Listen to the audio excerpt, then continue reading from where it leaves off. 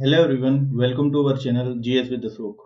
आज हम लोग देखेंगे ग्राम पंचायत अधिकारी के लिए जो हम लोग पंचायती राज व्यवस्था पढ़ रहे हैं उसमें यूनिट फर्स्ट का एक पार्ट हम लोग कर चुके हैं। आज देखेंगे पार्ट 2। ठीक है। और पार्ट 2 में हम लोग देखेंगे उत्तर प्रदेश में पंचायती राज व्यवस्था और पैसा अधिनियम। ओके। तो इस ऐसे ही इस सीरीज में हम लोग पूरी जो पंचायती राज व्यवस्था है उसको कवर करेंगे। तो ठीक है, वीडियो को स्टार्ट करते हैं बिना किसी देरी के। ओके, तो हम लोग ये सब चीज कर चुके थे और हम लोगों को आज करना है हाँ, यहाँ से। ठीक है, आज हम लोगों का टॉपिक रहेगा ये कि उत्तर प्रदेश में पंचायती राज व्यवस्था।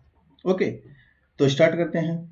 उत्तर प्रदेश में जो पंचायती राज व्यवस्था है उसको 73वें संविधान संशोधन अधिनियम 1992 के अनुरूप लागू किया गया है। ओके। यूपी में जो पंचायती राज व्यवस्था है वो 73वां जो संविधान संशोधन पंचायत के लिए हुआ था उसी से लागू है। ठीक है। और जिससे कि क्या है, ग्रामीण जनता को ग्रामीण जनता के लिए लोकतंत्र में भागीदारी सुनिश्चित होती है। ओके, तो ये तो एक समझने वाली बात हो गई। और इसमें हम लोगों का जो यूपी का गवर्नमेंट है यानी कि यूपी राज्य है उसमें जो पंचायत की संरचना कैसी है, तो वो जो बलवंत राय मेहता समिति द्वारा दी गई थी उसी प्रकार की है, त्रिस्तरीय। जिसमें कि ग्राम पंचायत है ग्राम स्तर पर, और क्षेत्र पंचायत है जो कि ब्लॉक स्तर पर है, और जिला पंचायत है जिला स्तर पर। ओके, तो त्रिस्तरीय पंचायती व्यवस्था यूपी में लागू है। ओके, सबसे छोटी ये ग्राम स्तर पर, फिर ब्लॉक स्तर पर, और सबसे बड़े जिला स्तर पर। ये 3 टाइप की यानी कि 3 स्तरीय पंचायती व्यवस्था है। और उत्तर प्रदेश में पंचायती राज अधिनियम 1947, जो उत्तर प्रदेश का जो पंचायती राज अधिनियम है वो कब आया था? 1947 में। और उत्तर प्रदेश क्षेत्र पंचायत एवं जिला पंचायत अधिनियम वो कब आया था? 1961 में। इन दोनों एक्ट के बारे में भी, अधिनियम के बारे में भी हम लोग अलग वीडियो में पढ़ेंगे। ओके, तो ये बस अभी यहाँ पे दिया रखा है कि यूपी में पंचायती राज व्यवस्था के लिए कौन कौन से अधिनियम हैं। तो उत्तर प्रदेश पंचायती राज अधिनियम जो कि 1947 में, और उत्तर प्रदेश का क्षेत्र पंचायत व जिला पंचायत अधिनियम एक 1961 में। ठीक है, तो ग्राम पंचायत के लिए अधिनियम 1947 में है, और इन दोनों के लिए ये उत्तर प्रदेश क्षेत्र पंचायत व जिला पंचायत अधिनियम 1961 में। ठीक है, तो 47 में है ग्राम पंचायत वाला, और क्षेत्र पंचायत जिला पंचायत वाला है 1961 में। ओके, अब देखते हैं पंचायती राज यूपी के परिप्रेक्ष्य में देख रहे हैं, उत्तर प्रदेश राज्य के परिप्रेक्ष्य में पंचायती राज सुधार एवं विकेंद्रीकरण। अब इसमें ये आप कॉमन सेंस से ये लगा सकते हैं कि इसमें कौन कौन से पॉइंट पूछे जा सकते हैं। जैसे कि यही पूछा जा सकता है कि उत्तर प्रदेश पंचायती राज अधिनियम कब आया था, तो 1947 में। ठीक है, और क्षेत्र पंचायत और जिला पंचायत अधिनियम ये 1961 में। ओके, तो ये क्वेश्चन बन सकते हैं। फिर अब देखते हैं पंचायती राज सुधार और विकेंद्रीकरण, यानी कि पंचायती राज में कौन से सुधार हुए और क्या विकेंद्रीकरण है। तो 73वें संविधान संशोधन के क्या प्रभाव हैं यूपी में? तो संवैधानिक दर्जा मिला था, ये तो हम लोग अभी 73वां जो संविधान संशोधन है उसके इफेक्ट ये हम लोग उसके प्रभाव हम लोग पढ़ चुके हैं। जैसे कि संवैधानिक दर्जा मिला था पंचायतों को, विकास योजना में हस्तांतरण पंचायतों का हो गया था, पंचायती राज संस्थाओं का अधिकार व जिम्मेदारी सौंपी गई। कहाँ पे? जो स्कीम है, डेवलपमेंटल स्कीम है, उनमें भागीदारी पंचायतों को मिली, किस 73 में संशोधन के अनुसार। ओके, फिर विकेंद्रीकरण और प्रशासनिक सुधार आयोग की स्थापना 1995 हुई। तो ये वाला पॉइंट आपको याद रखना है। ठीक है, तो विकेंद्रीकरण और प्रशासनिक सुधार आयोग की स्थापना कब हुई? 1995 में। 1995 में जो यूपी की सरकार है यानी कि राज्य सरकार ने विकेंद्रीकरण एवं प्रशासनिक सुधार आयोग का गठन किया। तो यूपी में जो विकेंद्रीकरण और प्रशासनिक सुधार आयोग कब आया? 1995 में। और इस आयोग की क्या संस्तुति थी? उसके अध्ययन के बाद 1997 में एक हाई लेवल कमेटी बनी, उच्च स्तरीय कमेटी बनी, का गठन किया गया, और इसने 32 विभागों के कार्य पंचायती राज संस्थाओं को हस्तांतरित करने की सिफारिश की। तो जो उत्तर प्रदेश में विकेंद्रीकरण और प्रशासनिक सुधार आयोग कब गठित हुआ? 1995 में। ठीक है, और एक हाई लेवल कमेटी बैठी 1997 में, जिसने क्या बताया कि 32 विभागों के कार्य पंचायती राज संस्थाओं को हस्तांतरित किए जाएं, यानी कि 32 विभागों के कार्य पंचायतों के हाथ में दिए जाएं। ठीक है। फिर उसके बाद तीसरा पॉइंट क्या है कि पंचायती राज संस्थाओं को अधिकार का हस्तांतरण। ये हम लोग कल वाली वीडियो में थोड़ा सा पढ़ चुके हैं, 73वां संविधान संशोधन। अब ये यूपी के परिप्रेक्ष्य में देख रहे हैं कि यूपी में क्या क्या उससे इम्प्लीमेंटेशन हुआ 73वें संविधान संशोधन। ओके, बाकी जनरली तो हम लोग देख ही चुके हैं। फिर ग्राम पंचायतों को सामाजिक व आर्थिक विकास के कार्य सौंपे गए। ठीक है, तो जो ग्राम पंचायत है उनको सामाजिक और आर्थिक विकास के कार्य भी सौंपे गए, जैसे कि सोशल डेवलपमेंटल स्कीम है और या इकोनॉमिक डेवलपमेंट स्कीम है, इनके बारे में दिया गया। फिर क्षेत्र पंचायत ब्लॉक स्तर पर योजनाओं का क्रियान्वयन सौंपा गया।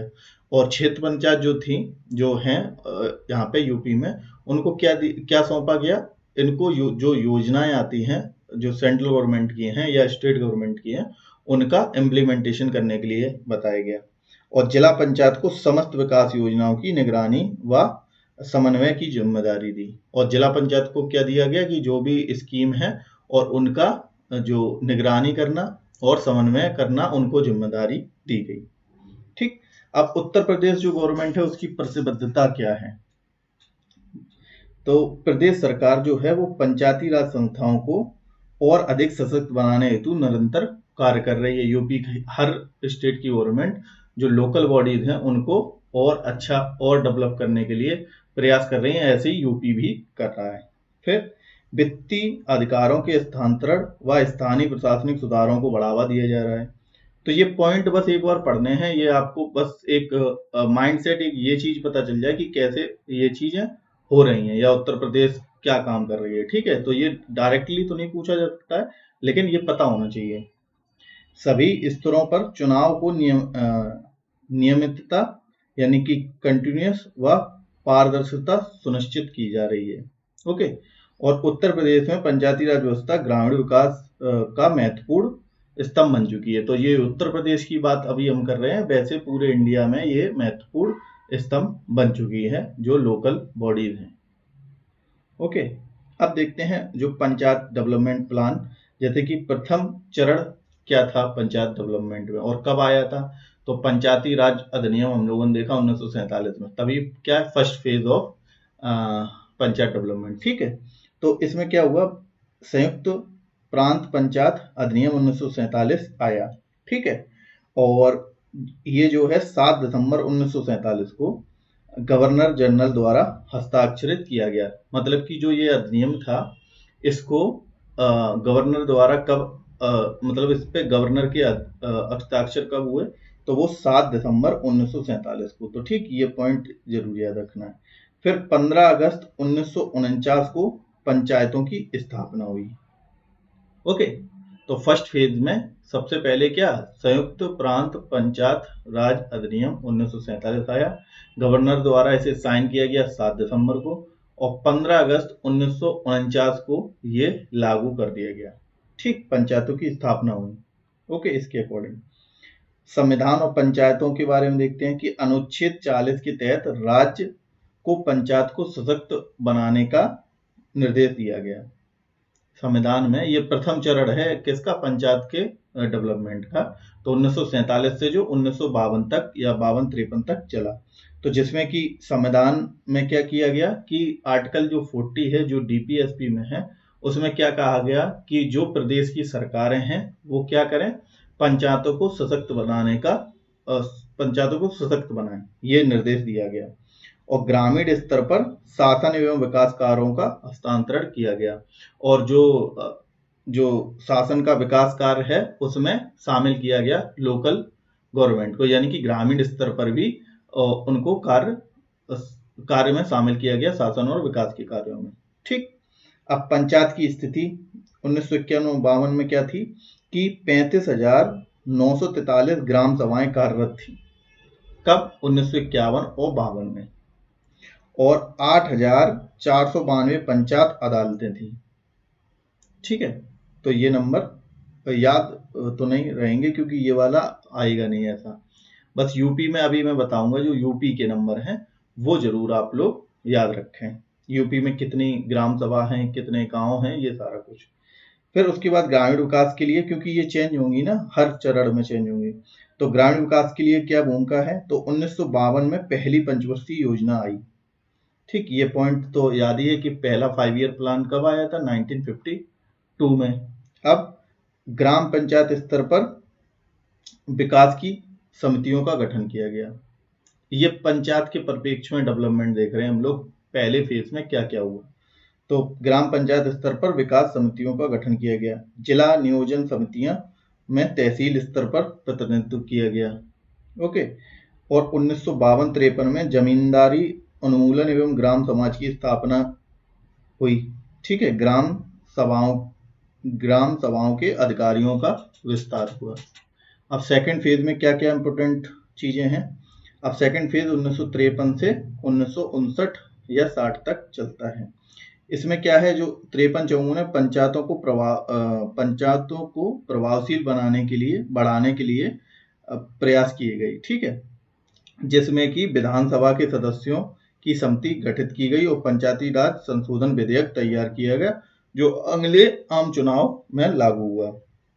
फिर 1955 में क्या हुआ, 1955 में पंचायत का दूसरा आम चुनाव हुआ, जिसमें कि ग्राम सभा और ग्राम समाज के क्षेत्राधिकार का एकीकरण कर दिया गया और 250 से अधिक जनसंख्या वाले हर ग्राम में ग्राम सभा स्थापित की गई। ठीक, तो ये कब हुआ था, सेकंड फेज में, कि जो भी गांव की जनसंख्या 250 से प्लस है उसमें ग्राम सभा की स्थापना हो। और पंचायतों की संख्या कितनी होगी, 72,000 तक पहुंची। अब ये यहाँ पे थी पंचायतों की संख्या 35,000, अब यहाँ पे होगी 72,000। फिर 1957-58 इसी फेज में क्षेत्रीय परिवर्तन के कारण पंचायतों की संख्या में बदलाव हुआ। कुल पंचायतें कितनी हो गई, 72,409 रह गई कम होके। ओके। और फिर न्याय पंचायतें 8,851 हो गई। तो ये पॉइंट बस देखने हैं, या ये पूछे नहीं जाएंगे, पूछे जाएंगे अपने राज्य के, यूपी के। पंचायत में अदालत का नाम, पंचायत जो अदालत है उनका नाम क्या कर दिया गया, न्याय पंचायत कर दिया गया। तो ये पॉइंट याद रखना कि न्याय पंचायत, पंचायती अदालतों का नाम न्याय पंचायत कौन से फेज में किया गया, तो वो सेकंड फेज में किया गया। फिर उसके बाद 1959-60 में कृषि और खाद्यान्न उत्पादन में पंचायतों की भूमिका। ठीक, कृषि में और खाद्यान्न उत्पादन में क्या भूमिका रही पंचायतों की, वो चीज 1959-60 में। तो पंचायतों ने रबी व खरीफ आंदोलन में भाग लिया। जो रबी और खरीफ फसल के लिए आंदोलन था उसमें पंचायतों ने भाग लिया और अधिकांश ग्राम सभाओं में कृषि समिति की स्थापना हुई। तो इसी फेज में जो कृषि समिति हैं, एग्रीकल्चर कमेटीज हैं, जो उनकी स्थापना हुई सेकंड फेज में। ठीक, तो ये ऐसी पॉइंट निकाल के आप लोगों को याद रख लेने हैं। अब थर्ड फेज देखते हैं, जो 1960-61 से 1971-72 तक है। पहला काम क्या हुआ इसमें, गांव को आत्मनिर्भर एवं संपन्न बनाने के प्रयास। मतलब कि गांव जो है वो सेल्फ रिलायंट बने और संपन्न बने। तो 1960-61 में ग्राम पंचायत क्षेत्रों में कृषि उत्पादन और कल्याण उप समितियों का गठन किया गया। ठीक है, जो आत्मनिर्भर बनाने के लिए क्या किया गया कि ग्राम पंचायतों में कृषि उत्पादन और कल्याण उप समितियों का गठन किया गया और ग्राम सभा के स्तर पर योजनाओं का इम्प्लीमेंटेशन कराया गया। मतलब कि सबसे लोएस्ट लेवल पर योजनाओं को लागू कराया गया। फिर सेकंड फेज, चुनाव प्रणाली में बदलाव किया गया। इस फेज में जो चुनाव प्रणाली है उसमें भी क्या क्या बदलाव किए गए कि ग्राम प्रधान का चुनाव गुप्त मतदान प्रणाली से कराने का निर्णय लिया गया। इस फेज में, थर्ड फेज में, जो ग्राम प्रधान का चुनाव है वो अब गुप्त मतदान प्रणाली से होगा। और 10 फरवरी 1961 से 7 फरवरी 1962 के बीच तीसरा सामान्य पंचायत चुनाव हुआ। ठीक, पहला दूसरा, अब हम लोगों ने देख लिया ये तीसरा।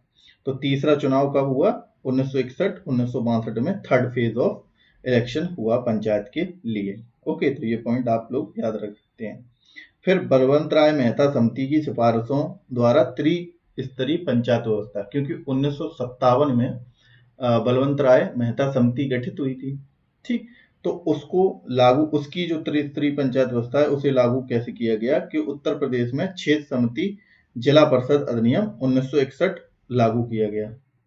क्योंकि इसी फेज में जो हम लोगों ने अभी देखा था कि क्षेत्र पंचायत व जिला पंचायत अधिनियम 1967 में आया, तो ये थर्ड फेज की बात है, तो ये लागू किया गया इसमें। और ग्राम सभा, क्षेत्र समिति, जिला परिषद की इकाइयों को एक सूत्र में बांधा गया और त्रिस्तरीय पंचायती व्यवस्था जो दी गई थी वो भी लागू की गई। तो ये सब काम हुए किसमें? थर्ड फेज में, पंचायत डेवलपमेंट के थर्ड फेज में। अब संख्या में क्या क्या परिवर्तन आया कि ग्राम पंचायतों की संख्या तीसरे आम चुनाव के बाद देख रहे हैं, ग्राम पंचायत की संख्या 72,233 रह गई और 8594 न्याय पंचायतों की संख्या रह गई। ठीक, अब जो अभी प्रेजेंट में अभी हम लोग देखेंगे ना यूपी का, वो नंबर जरूर याद रखना। ये तो डेवलपमेंटल फेज है। फिर फोर्थ फेज में क्या है, 1972 से 1981-82, इसमें चौथे आम चुनाव हुए। अब पहले, दूसरे, तीसरे, अब चौथे आम चुनाव में क्या हुआ, ग्राम पंचायतें इतनी हो गई, क्षेत्र पंचायतें इतनी हो गई, तो ये कुछ याद नहीं रखना है। फिर क्या, ग्राम पंचायत सेवकों को शासकीय कर्मचारी का दर्जा दिया गया, तो ये पॉइंट आप लोगों को याद रखना है ऐसे कि ग्राम पंचायत सेवकों को शासकीय कर्मचारी का दर्जा दिया गया फोर्थ फेज में। और 30 अक्टूबर 1971 को ग्राम पंचायत सेवकों को सरकारी कर्मचारी घोषित किया गया। तो ये डेट भी याद रखनी है कि किस डेट को ये चीज घोषित हुई, 30 अक्टूबर 1971 को। और पंचायत की प्रशासनिक व्यवस्था सुधार और ग्राम स्तर पर सत्ता की जड़ें मजबूत हुई। अब संशोधन के बाद, जो संशोधन हो गया उसके बाद क्या है, 1981-82 ग्राम पंचायत संख्या ये हो गई। ठीक, ये कुछ याद नहीं करना। फिर पांचवा सामान्य चुनाव कब हुआ, 1982, मार्च 1982 से जुलाई 1982 में। फिर संख्या इतनी हो गई। हाँ, और ये पॉइंट इंपोर्टेंट है कि मतदाताओं की आयु जो है वो 21 से घटाकर 18 वर्ष कर दी गई। तो ये इंपोर्टेंट पॉइंट है। ये कौन से चौथे फेज की बात है। ओके, तो ये पॉइंट आपको याद रखना है। फिर उसके बाद देखते हैं नेक्स्ट, पंचायतों के विकास का पांचवा चरण। अब फिफ्थ फेज देखते हैं। छठा चुनाव 1988 में हुआ सबसे पहले, तो इसमें ये संख्याएं हो गई। ठीक, महिला प्रधानों की संख्या 1930 है और महिला सदस्यों की संख्या इतनी ही थी, तो इसमें ये पॉइंट देख लेना एक बार। फिर अनुसूचित जाति महिला सदस्यों की संख्या ये हो गई। महिला आरक्षण 1988 संशोधन के अकॉर्डिंग क्या किया गया, लागू किया गया। तो ये इंपोर्टेंट पॉइंट है।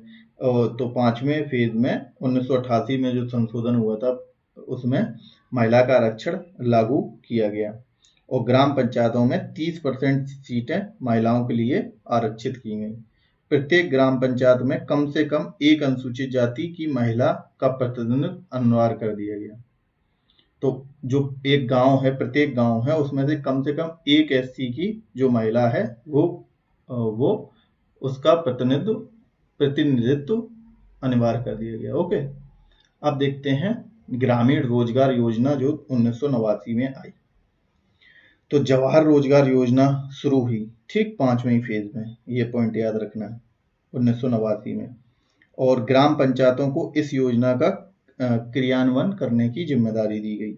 अब निष्कर्ष क्या निकला इसका, पांचवें फेज का, इस चरण में महिला को सशक्तिकरण, ग्रामीण बेरोजगारी को दूर करने के लिए बड़े सुधार किए गए और पंचायतों को अधिक जिम्मेदारी व अधिकार मिले। तो ये फेज का ये निष्कर्ष है। फिर अब देखते हैं पंचायतों के विकास का सिक्स फेज। अब देखते हैं जो 1993-94 से अभी तक है लागू। तो इसमें क्या हुआ, जो 93-94 वाला है इसी में हुआ 73वां संविधान संशोधन जो 24 अप्रैल 1993 को लागू हुआ। तो ये डेट आप लोग जरूर याद रखें कि 73वां संविधान संशोधन जो है वो कब लागू हुआ, ये हम लोग पहले भी देख चुके हैं। तो 24 अप्रैल 1993, और इसी दिन पंचायती राज दिवस भी मनाया जाता है। अब इसमें क्या हुआ कि ग्राम पंचायतों को संवैधानिक, ये कई बार पढ़ते हैं, ग्राम पंचायतों को संवैधानिक दर्जा मिला, सुशासित संस्था के रूप में पंचायतों को स्थापित किया गया, पंचायत चुनाव को समयबद्ध व अनिवार्य रूप से किया गया, अधिक पंचायतों को सुदृढ़ बनाने की व्यवस्था की गई। अब उत्तर प्रदेश में पंचायत विधि संशोधन विधेयक 1994। अब इसके बारे में देखते हैं क्या क्या इम्पोर्टेंट फीचर के उत्तर प्रदेश का पंचायती विधि संशोधन विधेयक 1994, ये हमने अभी थोड़ा सा देखा था। तो इसमें क्या हुआ, ये लागू तो हुआ 22 अप्रैल को ठीक, यानी कि पृथ्वी दिवस के दिन 22 अप्रैल 1994 को, और संयुक्त प्रांत राज्य अधिनियम 1947 और उत्तर प्रदेश क्षेत्र जिला समिति अधिनियम 1961 में संशोधन भी किए गए। ठीक है, किसमें? इसी 6 फेज में। और 3 स्तर पर ग्राम पंचायतों को गठन किया गया। महत्वपूर्ण प्रावधान क्या है? आरक्षण व्यवस्था। 6 फेज के महत्वपूर्ण प्रावधान क्या हुए? आरक्षण व्यवस्था हुई। ठीक, अनुसूचित जाति, जनजाति, पिछड़ा वर्ग और महिलाओं को आरक्षण मिला। प्रत्येक स्तर पर 27% तक पिछड़ा वर्ग को आरक्षण और 1/3 सीटें महिलाओं को आरक्षित की गई। फिर दूसरा पॉइंट क्या है? पंचायतों को निश्चित कार्यकाल किया गया 5 वर्ष। पंचायत की संरचना, पंचायतों के अधिकार व जिम्मेदारी को विस्तार किया गया। राज्य निर्वाचन आयोग का गठन भी इसी फेज में हुआ 23 अप्रैल 1994। तो ये भी पॉइंट आपको याद रखना है। 23 अप्रैल 1994 में, यानी कि 6 फेज में किसका गठन हुआ? ये राज्य निर्वाचन आयोग का गठन हुआ, जो कि त्रिस्तरीय पंचायत चुनाव आयोग को देखरेख में कराए जाने लगे। अब देखते हैं उत्तर प्रदेश पंचायती राज विभाग द्वारा संचालित प्रमुख कार्यक्रम। जो यूपी का पंचायती राज विभाग है, यूपी गवर्नमेंट का, उसके द्वारा कुछ इंपोर्टेंट योजना या कार्यक्रम चलाए जा रहे हैं, वो हम लोग देख लेते हैं। ठीक है, ये पूछे जा सकते हैं। तो उत्तर प्रदेश में पंचायती राज विभाग द्वारा ग्रामीण विकास एवं स्थानीय सुशासन को सशक्त बनाने के लिए कई महत्वपूर्ण योजनाएं चलाई जा रही हैं। तो जो ग्रामीण विकास है, यानी कि गांव को डेवलपमेंट और उनका विकास करने के लिए और उनका स्थानीय सुशासन को सुदृढ़ बनाने के लिए, सशक्त बनाने के लिए महत्वपूर्ण योजनाएं चलाई जा रही हैं। तो वो कौन कौन सी प्रमुख योजनाएं? सबसे पहला है ग्रामीण स्वच्छता कार्यक्रम, जिसे कहते हैं निर्मल भारत अभियान। ठीक, तो ये याद रखें, ये पूरी 9 है, 9 योजना आप लोग याद रखें। और बाकी स्कीम्स का चैप्टर तो अलग है, अभी एक मतलब यूनिट में दिया है ना कि उत्तर प्रदेश के परिप्रेक्ष्य में योजनाएं, वो तब हम लोग डिटेल में देखेंगे। वो योजना, वो कौन कौन सी योजना है जो उत्तर प्रदेश के परिप्रेक्ष्य में है, जो सेंट्रल गवर्नमेंट की भी है या स्टेट गवर्नमेंट की है। तो देखते हैं ग्रामीण स्वच्छता कार्यक्रम। सबसे पहली योजना, जिसे निर्मल भारत अभियान भी कहते हैं, इसमें क्या है कि ग्रामीण क्षेत्रों में स्वच्छता सुविधा का विकास करना और शौचालय का निर्माण कराना और खुले में शौच मुक्त करना, यानी कि ओपन डेफिकेशन फ्री बनाना, ये इस योजना का उद्देश्य है। क्या क्या उद्देश्य है? कि जो ग्रामीण क्षेत्र हैं उनमें स्वच्छता सुविधाओं का विकास, क्योंकि ये स्वच्छता या निर्मल भारत अभियान है, और शौचालय का निर्माण कराएंगे और ओपन डेफिकेशन फ्री, यानी कि खुले में शौच मुक्त गांव को बनाना है। दूसरी क्या है? पंचायती राज पदाधिकारियों एवं कर्मियों के प्रशिक्षण कार्यक्रम। दूसरी योजना ये है कि पंचायती राज के जो पदाधिकारी हैं और उनके जो कर्मचारी हैं, उनके प्रशिक्षण के लिए क्या कार्यक्रम है? तो ग्राम प्रधान है, पंचायत सचिव हैं व अन्य कर्मी को प्रशिक्षण देकर स्थानीय सुशासन की दक्षता को बढ़ाया जाएगा। इस योजना के तहत उन्हें मतलब कि प्रशिक्षण दिया जाएगा, कोई भी इनोवेटिव चीजों का, कोई भी हर चीज का ऐसा कि जिससे कि वो अपने जो शासन है, प्रशासन है, उसमें सुधार कर सकें। ओके, तो ये स्थानीय प्रशासन को जिससे दक्षता जिसकी बढ़ेगी जिससे। फिर देखते हैं राज्य वित्त आयोग के 13वें वित्त आयोग की संस्तुति के आधार पर अनुदान किया गया। तो पंचायती राज संस्थाओं को आर्थिक रूप से सशक्त बनाने के लिए वित्तीय सहायता प्रदान की गई। डॉक्टर राम मनोहर लोहिया समग्र ग्रामीण विकास योजना। फिर डॉक्टर राम मनोहर लोहिया समग्र ग्रामीण विकास योजना में क्या है कि गांव की आंतरिक गलियों को, जो गांव के अंदर गलियां होती हैं, उन्हें सीसी रोड, ड्रेनेज सिस्टम उनका सही करना और इंटरलॉकिंग टाइल लगाने का कार्य इस योजना के तहत किया जाएगा। ठीक है, डॉक्टर राम मनोहर लोहिया समग्र ग्रामीण विकास योजना के तहत। अब देखते हैं 5वीं भूख मुक्त और जीवन की रक्षा गारंटी योजना। इसमें क्या है? गरीब और जरूरतमंदों को भोजन एवं अन्य आवश्यक सेवाएं उपलब्ध कराई जाए। 6वीं क्या है? बहुउद्देशीय पंचायत भवन भारत निर्माण राजीव गांधी सेवा केंद्रों का निर्माण। राजीव गांधी सेवा केंद्रों का निर्माण या बहुउद्देशीय पंचायत भवन भारत निर्माण और राजीव गांधी सेवा केंद्रों का निर्माण। तो ग्रामीण स्तर पर बहुउद्देशीय पंचायत भवनों का निर्माण कराया जाएगा, जिससे कि पंचायत की गतिविधियों को प्रभावशाली बनाया जा सके। ओके, फिर उसके बाद नेक्स्ट है पिछड़ा क्षेत्र अनुदान निधि कार्यक्रम, backward region grant fund scheme, BRGF। ठीक है, तो इसमें क्या है, पिछड़े क्षेत्रों में सामुदायिक विकास एवं आधारभूत संरचना को मजबूत बनाना इस योजना का उद्देश्य है। फिर राजीव गांधी पंचायत सशक्तिकरण अभियान, इसमें क्या है, ई पंचायत प्रणाली यानी कि पूरी इलेक्ट्रॉनिक पंचायत प्रणाली को लागू करना, डिजिटल रिकॉर्ड बनाना व पंचायतों में पारदर्शिता लाना, ये इसका उद्देश्य है। फिर है ग्रामीण क्षेत्र में अंत्योष्टि स्थल का विकास, गांव में शवगृहों कब्रिस्तान का विकास करना, ये ग्रामीण क्षेत्र अंत्योष्टि स्थल विकास योजना के उद्देश्य हैं। ओके, अब देखते हैं उत्तर प्रदेश में पंचायती व्यवस्था, ये हम लोग देख चुके हैं, ये रिपीटेड हो गया। हाँ, ये प्रेजेंट में वर्तमान स्थिति है उत्तर प्रदेश में जो अभी ये, अब इसमें से पॉइंट आप लोगों को याद रखना है कि उत्तर प्रदेश में पंचायती राज व्यवस्था में वर्तमान में क्या क्या है। ओके, तो सबसे पहले त्रिस्तरीय पंचायत व्यवस्था है और ग्राम पंचायत का सर्वोच्च निकाय ग्राम सभा है। ग्राम सभा के सभी निकायों की योजना को स्वीकृति दी जाती है ग्राम सभा के द्वारा, और बजट व कार्य योजनाओं की पड़ताल एवं अनुमोदन के लिए ग्राम सभा में किया जाता है, अनुमोदन ग्राम सभा में किया जाता है। क्षेत्र पंचायत व जिला पंचायत, क्षेत्र पंचायत जिला पंचायत की बैठकों में भी योजना बजट का अनुमोदन किया जाता है।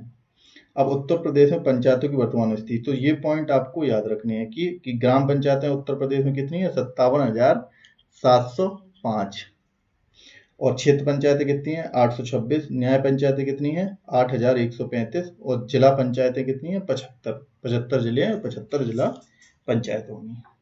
अब उत्तर प्रदेश पंचायती राज विभाग की वेबसाइट के अनुसार ग्राम पंचायत संख्या कितनी है, 58,754, ठीक, और रिपोर्ट के अनुसार कितनी है, 57,705, और ग्राम पंचायत का अध्यक्ष तो प्रधान होता ही है, सरपंच, और इनके सहयोगी पंचायत सदस्य कहलाते हैं। और बाकी ये पंचायत के बारे में, इलेक्शन के बारे में नेक्स्ट वीडियो में, मतलब कि नेक्स्ट यूनिट में है। अब उत्तर प्रदेश में अब देखते हैं जो 74वां संविधान संशोधन है। अब 73वां पंचायत का डेवलपमेंट हम लोगों ने देख लिया, उसके फेजेस भी देख लिए, पंचायत का वर्तमान स्थिति भी देख ली उत्तर प्रदेश में, और क्या क्या कार्य हैं, कौन कौन सी योजनाएं हैं उत्तर प्रदेश के पंचायती राज विभाग द्वारा गांव को डेवलपमेंट और सशक्त बनाने के लिए कौन कौन सी योजनाएं, वो भी हम लोगों ने थोड़ी सी बेसिक देख ली, जो कि इतिहास से चल रही है, मतलब कि पहली वाली यूनिट में जो दिया रखा है उसके अकॉर्डिंग। बाकी जो योजनाओं का वो अलग ही यूनिट है, उसमें हम लोग डिटेल में सारी योजनाएं कवर करेंगे। अब देखते हैं उत्तर प्रदेश में जो अब 73वां संविधान संशोधन पंचायत के इस्टेब्लिशमेंट के लिए, अब जो 74वां संविधान संशोधन था वो क्या, जो नगर निकायों के लिए था। तो ये अगेन किस में देख रहे हैं, उत्तर प्रदेश में, यानी कि यूपी के परिप्रेक्ष्य में देख रहे हैं 74वां संविधान संशोधन जो 1992 में आया था, ठीक, और लागू 93 में हुआ। तो क्या है, नगर निकायों के प्रकार, तो यूपी में जो लोकल बॉडीज हैं, urban local bodies in UP, नगर निकाय हैं जो अर्बन लोकल बॉडी हैं, उनको कैसे बांटा जाता है। तो उत्तर प्रदेश में 3 प्रकार के नगर निकाय गठित किए गए, 3 प्रकार के गठित किए गए, क्या, नगर के निकाय, जिसमें कि एक तो है नगर निगम, ठीक, म्युनिसिपल कॉरपोरेशन जिसे कहते हैं अंग्रेजी में, और ये क्या है, नगर पालिका परिषद बोल रहे हैं, और एक नगर पंचायत है, ठीक।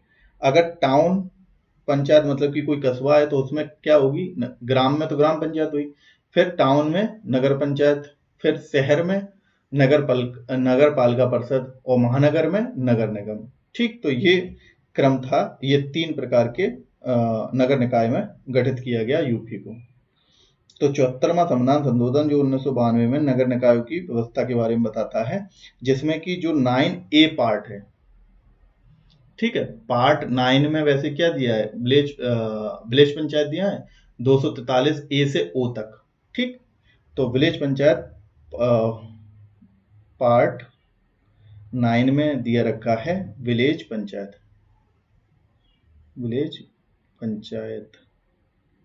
ठीक। अब 9 जो A पार्ट है उसमें दिया गया है नगर पंचायत, ठीक, नगर, और इसमें आर्टिकल कितने थे, 243A से लेके O तक। अब इसके आगे O के बाद क्या आएगा, P, तो 243 P से लेकर ZG तक, ZG तक ये किस में आएंगे,